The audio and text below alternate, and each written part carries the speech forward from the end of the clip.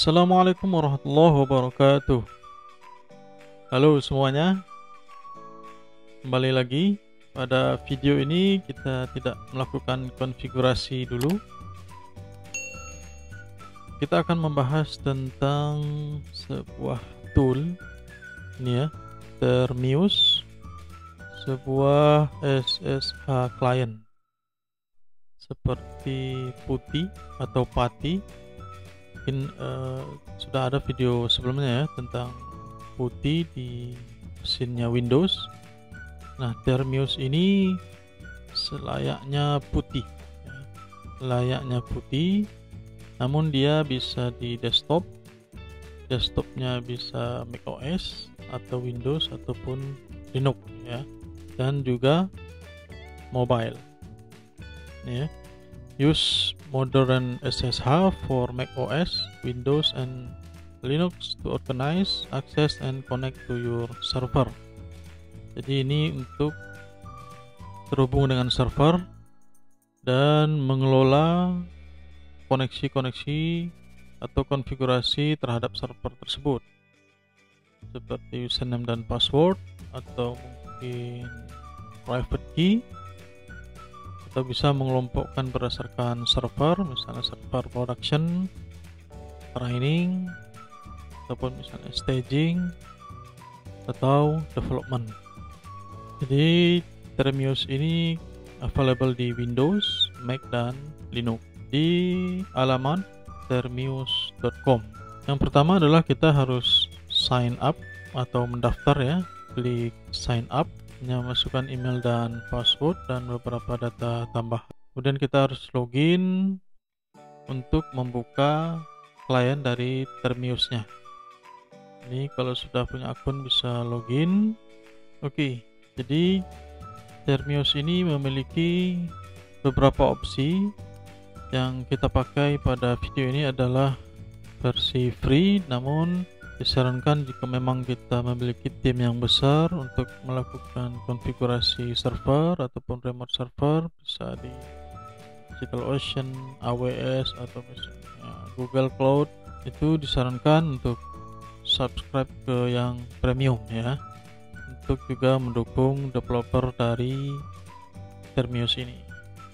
Nah, ini untuk tampilan web. Dan untuk Windows-nya, untuk mendownload bisa di menu paling bawah ya. Download untuk iOS atau Android atau Mac ya. Bisa di-download, kemudian nanti setelah di-download, ini saya sudah download dan akan diminta login.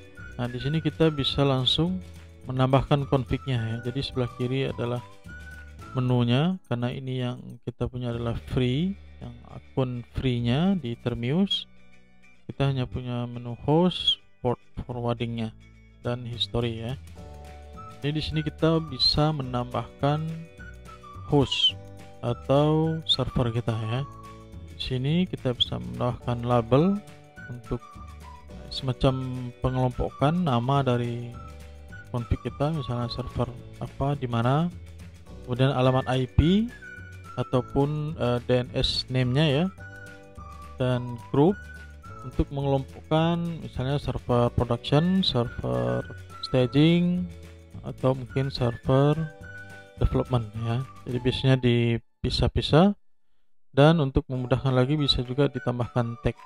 Nah, untuk akun yang free ini kita hanya punya dua opsi, SSH atau MOS ya. Biasanya untuk kebutuhan awal atau basic itu adalah SSH aja, port 22, dan defaultnya adalah username-nya apa, passwordnya apa. Jika menggunakan key, bisa kita tambahkan key-nya di sini.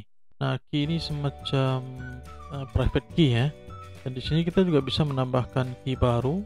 Nama key-nya apa, passphrase-nya apa, kosong biasanya ya defaultnya.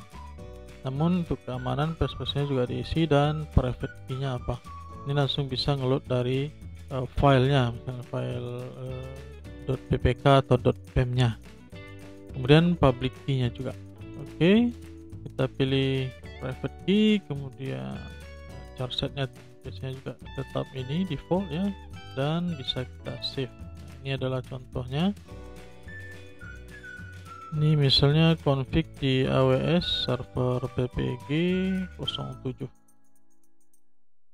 Jadi ini bisa kita namakan ya, label, alamat IP, SSH, username defaultnya karena kita servernya CentOS ya. Passwordnya kita tidak pakai password tapi menggunakan key, temanya, dan save.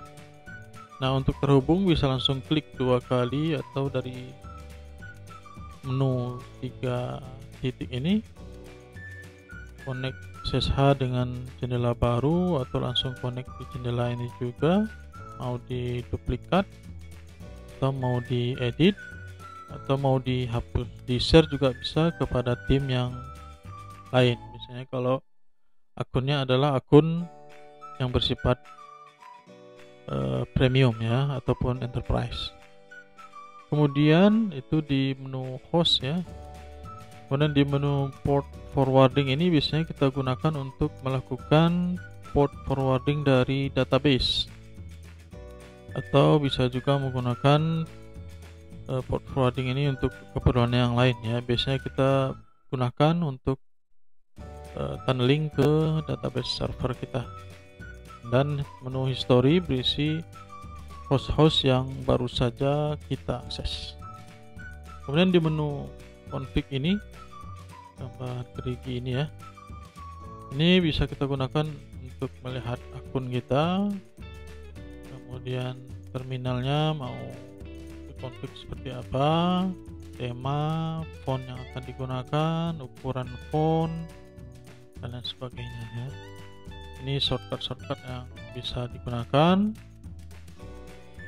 No host ini adalah alamat IP yang sudah pernah kita koneksi, dan ini keychain tadi yang sama seperti di host tadi ya. Kita menambahkan label, password AC-nya, private key, dan public key-nya. Di bawah menu ini ada yang lain ya, terkait dengan layanan dari Termius-nya. Dokumentasi, request fitur, melaporkan bug, catatan perubahan, dan versi yang saat ini kita gunakan. Nah, biasanya kita gunakan ini ya untuk mengelola konfigurasi untuk terhubung dengan server ya. Kalau servernya cuma 1 atau 2, mungkin pakai PATI atau pakai SSH langsung itu bisa, namun menggunakan Termius ini lebih terkelola ya, lebih termanage untuk kita bisa mengakses server-server yang kita punya. Ini kita cukup banyak punya konfigurasi server ya. Baik, demikian pengenalan tool yang kita gunakan pada tutorial-tutorial sebelumnya ataupun kedepannya nanti ya, saat kita melakukan remote ke server. Jadi kita menggunakan tool yang bernama Termius ini ya. Nah, dari sisi keamanan menurut kami ini cukup terpercaya ya, dari terlihat dari perusahaan-perusahaan yang juga menggunakan tool atau aplikasi Termius ini. Mungkin cukup ya, semoga memberikan manfaat. Jangan lupa di like, komentar jika ada kekurangan atau masukan ya, dan subscribe juga untuk mendukung channel ini. Terima kasih, sampai jumpa pada video selanjutnya. Assalamualaikum warahmatullahi wabarakatuh.